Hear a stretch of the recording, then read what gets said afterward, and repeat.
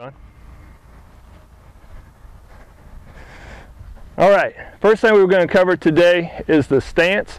Now, for me to come out and say, hey, I got one stance that's going to work for everybody, well, that'd be ridiculous. I'm not going to say that, because if you watch the highest levels of baseball, or if you come out and watch Little League baseball or the young guys playing baseball, you will see a lot of different stances.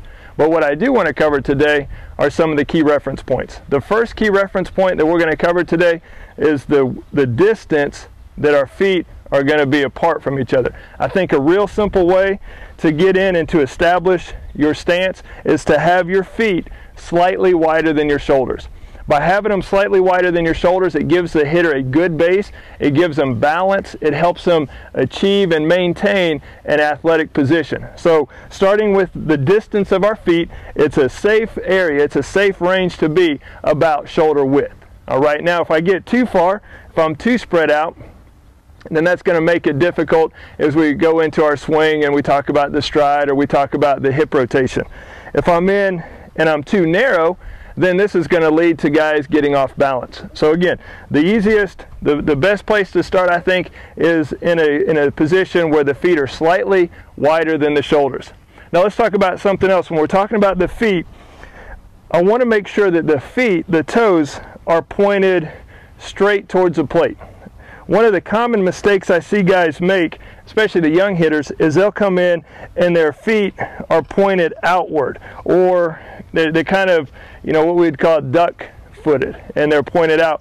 This is going to make it difficult, again, to get the back hip through, because when my feet are in this position, my weight tends to fall back on my heels. So we want to make sure that the toes are either pointed straight ahead, straight towards the plate, or you can even slightly invert them. You don't have to do this, but you'll see this in some stances that this is perfectly fine, where you'll see guys kind of cheat the back foot in just slightly. So with our feet, we want to be about shoulder width, and we can either have the toes straight or slightly inverted.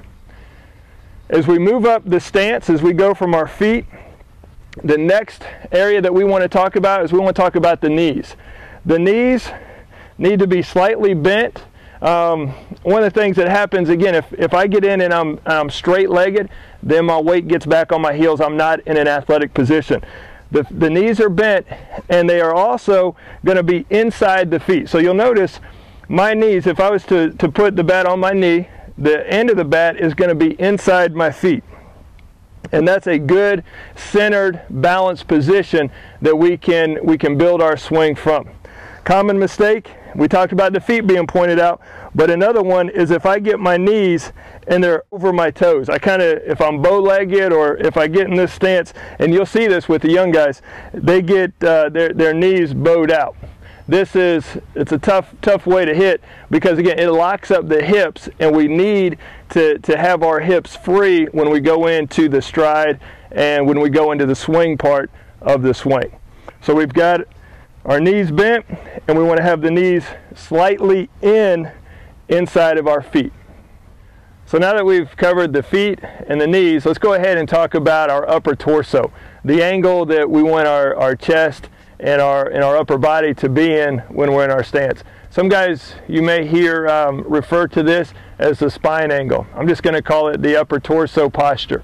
So when we get into our stance, we've got our base set, knees bent. I'm going to have a slight inward lean with my upper torso. If I get to where I'm hunched over, and again, this is something you'll see with the young guys, this is a very unathletic position. It causes my head to get tilted, and it's very difficult not only to hit the ball, but it makes it very difficult to track the ball coming in. So a good range to be in is to have the shoulders slightly in, and my back is relatively straight. I don't have that hump back in the upper back. I want to have my back straight and slightly tilted in for my upper body posture, for the posture of our upper torso. Next thing we want to talk about is the height of the hands. Where should the hands be in the stance? And this is something, quite frankly, you're going to see a lot of variation. But again, to keep it simple and to give hitters a range to where they can be most successful, I think the best place to start the hands is about shoulder high, between the shoulder and possibly chest high. So somewhere between the pectoral muscle and the top of the shoulder is a good place to start the hands. I wanted to show you from a different angle just what it looks like as far as where the hands can be. Now again, there's not one size fits all. Some guys are more comfortable at the top end of this range where their hand is about, their bottom hand is about even with the top of their shoulder, and then you'll have other guys who are more comfortable with their hands a little bit lower. But somewhere in this range is a good place to start. I would recommend against a guy starting with his hands waist high, or there's guys in the big leagues who start their hands up above their head. But for the most part, if we're somewhere between the pectoral muscle and the top of the shoulder, then we're in a good starting range for our stance. The last thing we're going to talk about as it relates to the stance is the hitter's head. We talked a little bit about this in the upper body posture, but I don't want to have my head tilted, because what's happened now is that my eyes are now in an unnatural or in an uncomfortable position relative to where I normally am during the day.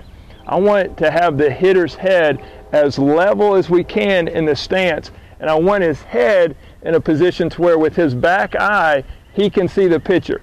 If we get too twisted, and even though I've got a level head, if I can't see the pitcher with my back eye, it makes it very difficult for depth perception, or what we'll talk about later on in this course, visual acuity.